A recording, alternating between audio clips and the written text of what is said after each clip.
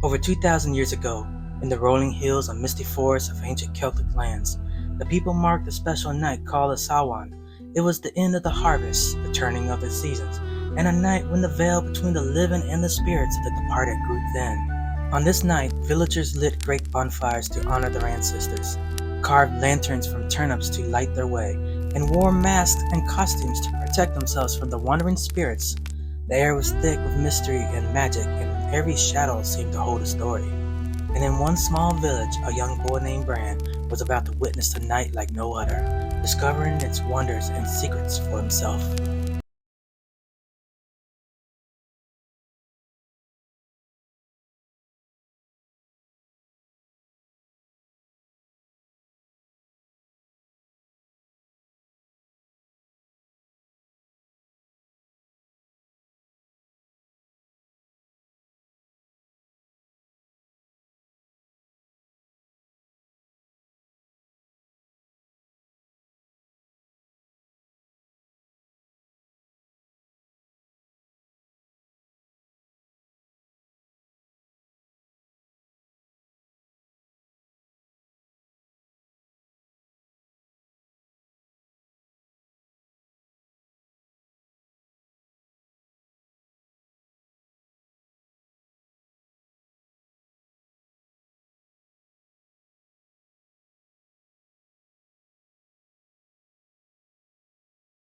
As the sun dipped low behind the rolling hills, the small Celtic village hummed with life.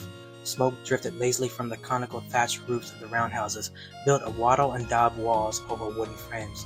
The earth-packed floors worn smooth by countless footsteps over the years. Children ran between the homes, carrying bundles of kindling, their laughter echoing through the crisp autumn air. Villagers carefully arranged stones for the central bonfire, while lanterns carved from hollowed turnips caught soft sunlight, casting playful, jagged shadows along the muddy paths.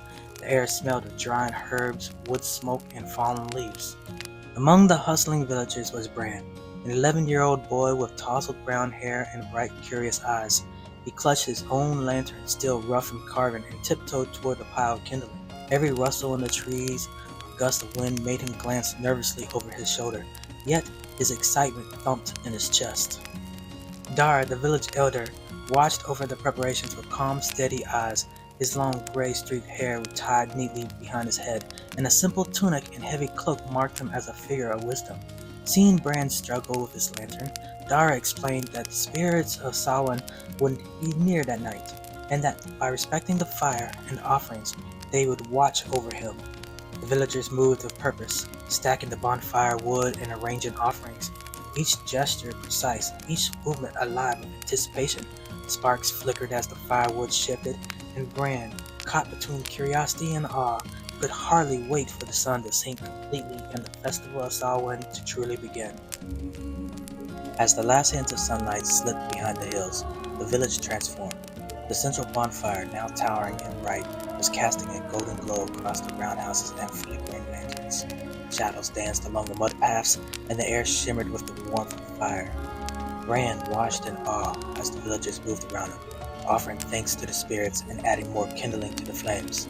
The scents of burning wood, roasted grain, and sweet herbs mingled in the cool evening air, carrying with them a sense of anticipation and reverence. Every sound seemed sharper: the crackle of the fire, the whisper of the wind through the trees, the distant call of an owl settling in the branches.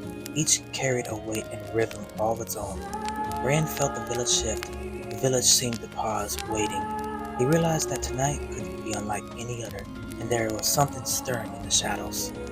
Dara, moving calmly among the villagers, reminded Bran of the traditions of the Samhain, how the spirits of the ancestors returned to visit, how the living offered the light and protection, and how respect and care ensured harmony between the worlds. Bran listened carefully, absorbing the weight and the wonder of the night. He held his lantern close, soft light mingling with the fire, and stepped closer to the bonfire. Sparks leapt into the darkening sky like tiny stars, and for the first time, Bran sensed the night itself was alive. The ordinary world of the village had melted into something magical, and the first moments of the Samhain had begun to weave their spell. As the night deepened, the bonfire blazed higher, its golden light rippling across the village. Shadows stretched and danced, blending with the flickering lanterns until the familiar shapes of roundhouses and paths seemed to shimmer and shift. Bran's heart raced, a mixture of excitement and awe guiding his steps. He wandered closer to the edges of the firelight, where the forest began. There, in the quiet space between the trees, he glimpsed shapes moving softly, figures that seemed both familiar and strange. He could not tell if they were ancestors returning, or simply the trick of firelight on the mist. Dara moved beside him, placed a firm, reassuring hand on Bran's shoulder. In his mind, Bran heard the elder's explanation. This night was different, special and untried, a new way to honor spirits and the cycles of life.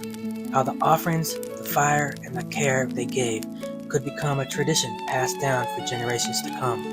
Bran listened carefully, absorbing the weight and wonder of what they were doing, aware that they were witnessing something entirely new.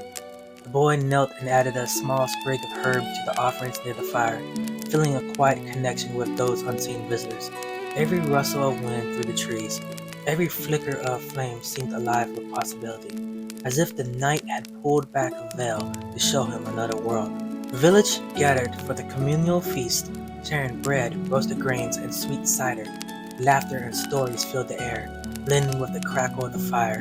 In these simple acts, life and memory, harvest and honor intertwined.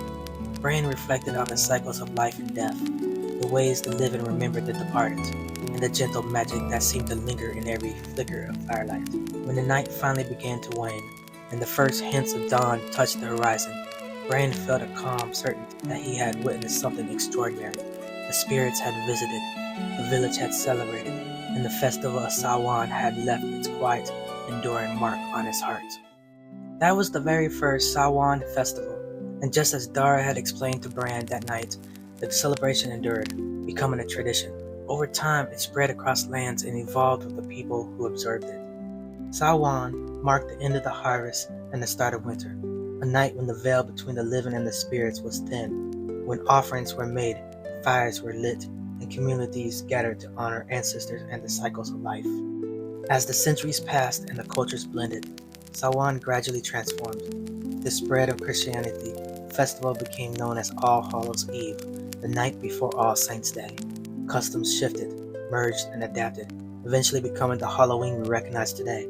Jack-o'-lanterns, costumes, trick-or-treating, and festive feasts all trace their roots back to those first fires and first offerings. Simple acts of lighting a lantern or sharing food carry lessons of respect, remembrance, and celebration that still flicker in the modern Halloween nights.